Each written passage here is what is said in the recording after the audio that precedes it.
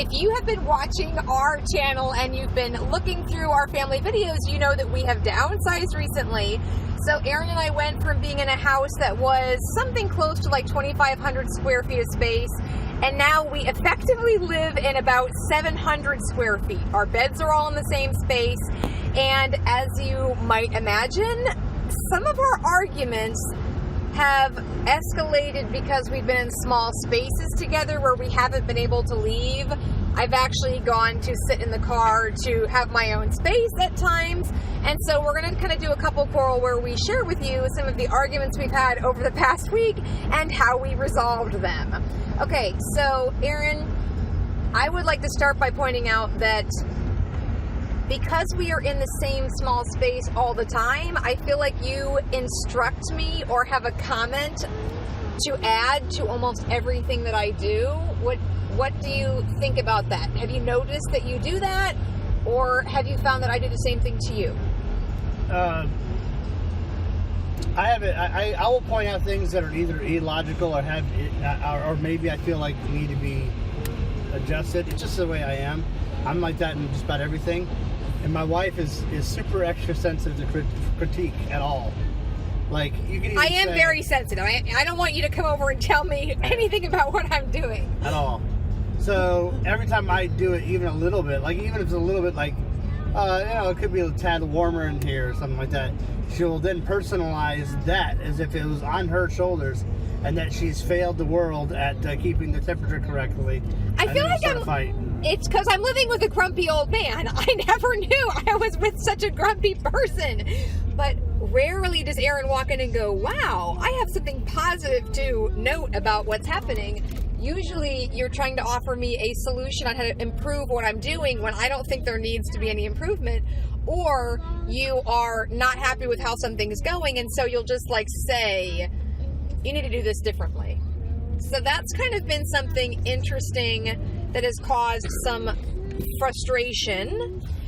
And then I would also like to add that I think the hope was when we moved to a smaller space that I would be able to get a handle on all of our cleaning and that I'd be able to manage it. And I feel like that hasn't happened. So it makes me crazy that no one in this house cleans up after themselves. Even in 700 square feet, where there's one shoebox for all the shoes to go, and there is a very small kitchen, and we all share a bathroom. Why is it that people are not cleaning up after themselves? And also, would you be willing to help me with these chores now that you notice that we still have a pile of dishes that at the end of the day I'm not able to get through? Would you be willing to help me with chores more? So we've had this discussion before in several different places. The first different homes that we've lived in, yeah. No, different videos. Yeah. Also, in every home we've lived in, we've had this issue. We've had this discussion in another video. First of which being the absolutist language that she uses that's ridiculously wrong. It's not just wrong, but far off wrong. One of which is no one ever keeps up with each other. Well, that's not true. I do clean up after myself. I clean up my messes. I also clean dishes every time I'm using them. So what I mean by that is when I go to make cereal for the kids, I wash the dishes that I need to make cereal for the kids. When I go to the cook food, I wash the dishes I use to cook food. What happens what happens when you come to the kitchen and you see that there are 30 dirty dishes? Do you ever feel the need to clean them, or do you think to yourself, Esther will eventually clean those? I usually think Esther will eventually whine about those. Yeah, but if you know maybe not clean them, but she'll whine about them for sure. If you know that I'm struggling with getting a task done, is there any point where you decide I'm going to help? Well, some struggles are internal. I don't think that dishes qualify as an internal struggle. And then it comes to the other half of our argument, right? Which was the good old, I don't have enough time to do the chores. But Aaron needs to split those down the middle, but Aaron also works. But Aaron also needs to watch the kids most of the time. We have a I don't get this concept of... No, okay. We have a very traditional gender role system. It fell that way. We have that system where I do believe that women are more...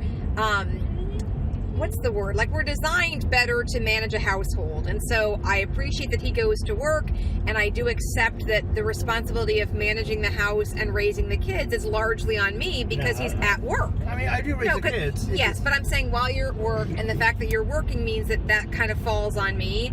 But I get backlogged with stuff, and I feel like the backlog doesn't bother you. You're like, I don't care if there's 30,000 dishes. Don't feel pressure from me. And I feel like, but the dishes give me pressure. It's not you. If you helped me with them, that would be nice. So that's still an issue that we have that feels a little bit more intense because we're in a small space. Just keep going straight and we'll go left.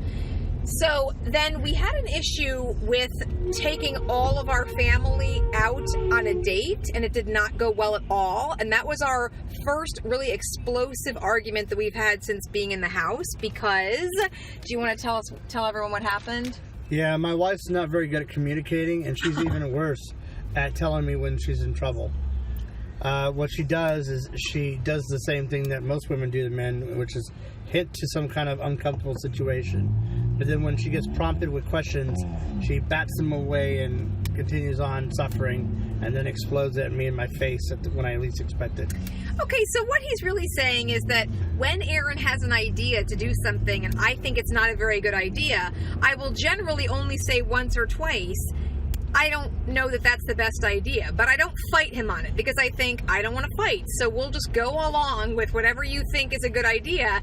And I'm not going to do that anymore because Aaron decided that we would take the entire family with our 2-year-old little girl and our 4-year-old and our 6 and our 7-year-old to go see a movie on a Friday night that was an adult movie. So what do you think ended up happening? Hold on. It wasn't like an adult movie in the fact that it was bad for the kids to watch. Was it rated R? No. Okay, so PG-13? No, it's freaking Thor Ragnarok is not G. What? Okay. The reason that this matters is that I was sitting outside for 3 hours. It was awful. It was awful. No, the movie wasn't that bad. Okay, well, he was in the movie with our kids. Immediately, our 2-year-old started to bongo drum on the people in front of us. I snatched her up, took her out of the theater, and then I proceeded to spend almost 3 hours hanging outside in the hallway with my 2-year-old going crazy. You had the car keys. All right, so here's my half of it, because she's going to tell you basically something completely skewed and because weird. My perspective is different because I was in the hallway while you were watching the movie. So what happened is, prior to this, we've had a incident where we were able to watch a movie, the Minions, or the we saw Despicable Me 3. Yes. We were able to watch it with the entire family on a Saturday in a not crowded theater at 10 o'clock in the morning. Okay, whatever. Still, we were able to do that, right? And how we handled Lydia, which is our 2-year-old, yes, is we sat on either end and we let her run between us, and then we just took care of her the entire movie. I expected the same exact approach this time around, but that, for some odd reason, on a Friday night with a new movie. Okay, it's a different movie, new or not. Friday night doesn't matter. It was crowded, is what I'm saying. It wasn't that crowded. There was a lot of people there, but it wasn't like... Okay. It wasn't much different than the Despicable Me crowd. We call this a quarrel because we don't agree on it, so keep going. Sorry. Okay. Anyway, the facts are, it was a very similar situation. The very first time she ran between us, and she said talk about like bongo drums on somebody's head. I know she had ran up to the back of the chair. Normally we would grab her at that point in time and pull her up in the arms for a bit, and that actually happened in the Minions movie too. She did a little bit of that weirdness, and we just managed it, and we were able to get through an entire movie. So your feeling is that I didn't manage her as well as I could have? My thing is that you didn't even try. You literally... We're not getting on 575 South. You literally pulled her out and then ran out of the movie theater, and then we're gone. I tried to come back in several times, but Lydia was a loon. She was very, very, very energetic and was not having it. And I was really sensitive to other people. I don't know what not having it looks like. Normally, it looks like her going, no. That's what it looks like, a temper tantrum. Did she really say no? Well, hold on. No? Yes, but here I have to ask you something. I think this is the crux of it. The crux of it is, I really care how we affect other people. So when I'm in a crowded theater, I'm thinking about every other moviegoer who's paid to be in the theater. Question: when you go into a crowded theater with your kids, are you concerned about everybody else's movie-going experience? To a degree, yeah. I think once we start affecting other people's movie experience, I would like to stop it. I don't think we even had a chance since the very beginning of the movie didn't even happen before she was running outside. Okay. So that night ended up being awful because I was sitting outside for hours. We're definitely not done with that night. Sorry, okay. So, at one point in time, so I'm sitting here with 3 boys at that point, right? And I had promised the boys that they were going to see this movie. This is supposed to be a date night. For months. Yeah. No, it was a family date night. Well, why didn't you just... And I would promise the boys for months that I would take them to see this movie. I was hoping to do it with the entire family, and it'd be an overall win for everybody. So, despite the obvious aggression towards the idea, which is what she brought up at the very beginning, as some kind of, well, it's not going to work, therefore I'm evil or something, which makes no sense at all. I don't think you're honest with yourself, because I feel like there are many times when you reiterate to the kids that promises don't mean anything. You say all the time to the kids, whatever, we'll do it if we can. No, it's not that promises don't mean anything, is that sometimes you can't keep them. Okay? That's why you shouldn't overpromise. However, I can clearly keep this. It's ridiculous not to be able to keep this. Okay. Which I actually still kept this, even after all the weirdness that went on with my wife and her antics. My antics? And my daughter and her antics. How about that? So, at one point in time, all the kids needed to go to the bathroom. Sounds good, except for one, which was Ezra. Well, guess what? I was very nervous about leaving one child in the movie theater by himself, especially at an early age. But I went ahead and did it anyway, just because I figured we'd go to the bathroom quick, come back, everything would be safe. That's where we met up. So after, it was like 30 minutes before the end of the movie, Aaron comes out and he was like, where are you? Why haven't you come back in? And I thought, I want to straight up, like, slap you in the face. All right, so her aggression wasn't felt or even expressed at the time. She's like, no, there she is. Because we're in public. Here she is. So she's not communicating, number one, that there's a diabolical problem happening here. And so I'm thinking, okay, she's handling it. She's decided to sacrifice her time watching the show to watch Lydia and allow the boys to continue watching. Now, no, that wasn't on her mind at all. The entire time, which she revealed to me later, was she wants everyone to suffer because she had a suffering time. And she wanted me to pull all the boys out of the movie instead. I suggested to her another thing that could have happened. She could have offered to switch with me, and then her and the boys watch. And she acted like that wasn't even a solution, which I don't get at all. So yes, our quarrel is, even after the fact, I'm confused at how wackadoodle the situation is and why it couldn't have been resolved. Okay. Well, I do feel like it was such a terrible idea for all of us to go to the movie. There we go, the idea. She goes right back to that again. It was terrible... It's not my actions, it's not my intentions, it's the idea is somehow evil. The idea was definitely terrible, and I felt like from the beginning, I was going to be the one who was going to be stuck out in the hallway with our daughter, which is exactly what happened. But she didn't have to be, right? We just talked about that. She could have swapped with me. I couldn't. I didn't have my phone. No. Okay. No. She could have swapped with me, right? She didn't want to do that. She didn't want to communicate. She even had an opportunity to swap with me middle range. So the whole idea of not an ability to communicate doesn't matter. And then there's the whole idea that after all that, okay, I still think she took out the kid too early. I would have rather held Lydia and tried to work with her, like I did in the other movie.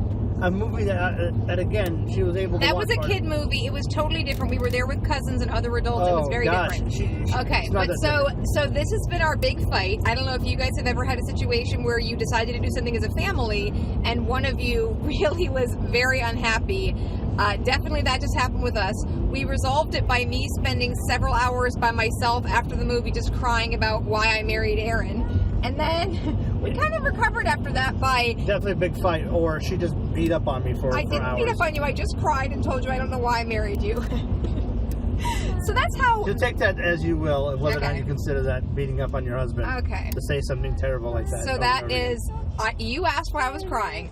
So that's what happened. That's our most recent quarrel. Wow. We do love each other, and we're very excited about downsizing, but we do argue. When we have these moments where we have huge arguments, we want to share them with you guys so that you don't feel alone in your couple arguments, and also so that someday, if our kids ever watch this, they'll be like, oh, so relationships are hard. I get it. They're hard, but I still love you very much. Do you love me very much? Oh, always. Yeah. Okay, we're having a family outing today, and so we're on the move. We'll catch up with you guys later. We hope you have a good week, and we'll see you back here next time. Bye, guys. You.